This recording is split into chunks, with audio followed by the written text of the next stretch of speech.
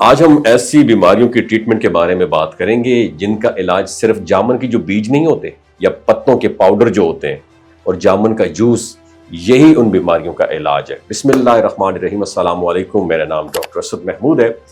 آج آپ کے ساتھ ایسا راز شیئر کرنے جا رہا ہوں جو صدیوں سے ہمارے سراؤنڈنگ میں موجود ہے، مگر ہم نے کبھی سنجیدگی سے اس پر غور ہی نہیں کیا۔ صرف ایک چھوٹا سا بیج، ایک ہلکی سی کھٹاس مٹھاس بھرا پھل، اور بیماریوں کا حل آپ کے ہاتھ میں۔ شوگر، ہاضمے کے مسائل، جلد کی خوبصورتی یا جسمانی دفاعی نظام، جس کی ہم بات کر رہے ہیں، ایک قدرتی خزانہ ہے جو ان سب پر اثر انداز ہو سکتا ہے۔ آج آپ جانیں گے جامن صرف کھانے کا مزہ نہیں ہے بلکہ شفا کا خزانہ بھی ہے جامن۔ جب گرمیوں کی تپش بڑھتی ہے تو قدرت خاص نعمتیں پیدا کرتی ہے جو انسانی جسم جو ہے نا، اس کے اندرونی نظام کو بھی سنبھال لیتی ہیں۔ انہی میں سے ایک نام ہے کھٹا میٹھا پھل جس کا نام ہے جامن۔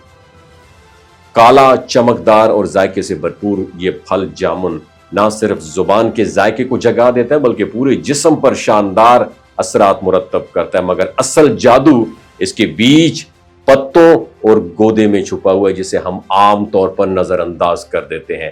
اگر سب سے پہلے ہم شوگر کے مریضوں کی بات کریں تو جامن کے بیج ان کے لیے کسی تحفے سے کم نہیں ہے۔ ان بیجوں کو کرنا کیا ہے؟ دھونا ہے، دھو کر خشک کر کے باریک پاؤڈر بنا لیں، اور اس پاؤڈر کو روزانہ ایک چائے کا چمچ کھانے سے 15 منٹ پہلے کس کے ساتھ؟ پانی کے ساتھ پی لیں۔ دن میں 2 بار یہ عمل کرنا شوگر کنٹرول کرنے میں حیرت انگیز طور پر مددگار ثابت ہوتا ہے۔ حتیٰ کہ جو لوگ انسولین یا دیگر شوگر کنٹرول کی میڈیسن استعمال کر رہے ہیں وہ بھی ڈاکٹر کی رہنمائی سے اس کو اپنی زندگی کا ایک حصہ بنا سکتے ہیں۔ اس کی وجہ یہ ہے کہ جامن کے بیج میں ایسے قدرتی کمپاؤنڈ پائے جاتے ہیں جو جسم میں کاربوہائیڈریٹس کی جو رفتار ہے اس کو کم کر دیتے ہیں۔ اور ہوتا کیا ہے؟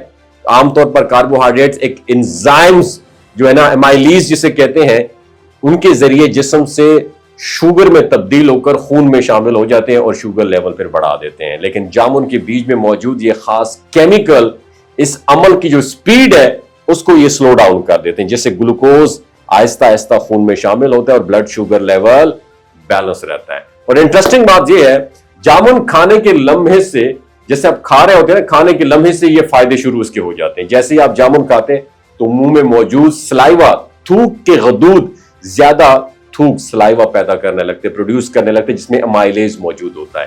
یہ پہلا قدم ہوتا ہے کاربوہائیڈریٹ کو ڈائجسٹ کرنے کا، اور یہی وجہ ہے کہ جامن کھانے کے فوراً بعد منہ میں ہلکی خشکی محسوس ہوتی ہے کیونکہ تھوک زیادہ بن رہا ہوتا ہے، اور یہ ایک پازیٹیو انڈیکیشن ہے کہ ڈائجسٹو سسٹم امپروو ہو رہا ہے۔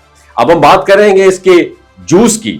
جن لوگوں کو گلے کی انفیکشنز، پیراسائٹک کیڑے یا معدے کے مسائل ہوتے ہیں ان کے لیے جامن کا جوس بہت فائدہ مند ہے۔ اگر آپ چہرے میں گلو چاہتے ہیں تو 3 چمچ جامن کا تازہ جوس لیں، اس میں 1 چمچ جامن کے بیج کا پاؤڈر اور 1 چمچ ہلدی شامل کر کے آپ نے پیسٹ بنا لینا، اور اس پیسٹ کو روزانہ 20 منٹ تک چہرے پر لگائیں، پھر دھو لیں، اور کچھ دنوں میں آپ کا چہرہ قدرتی چمک سے بھر جائے گا اور لوگ پوچھیں گے آپ نے ایسا کیا کیا ہے۔ وہ افراد جو ہاضمے کی خرابی، پیٹ میں افارہ، تیزابیت اور کھانے کے بعد بھاری پن محسوس کرتے ہیں، ان کے لیے جامن کے پتوں کا پاؤڈر انتہائی یوزفل ہے۔ 1 چائے کا چمچ پتوں کا پاؤڈر روز پانی کے ساتھ لیں۔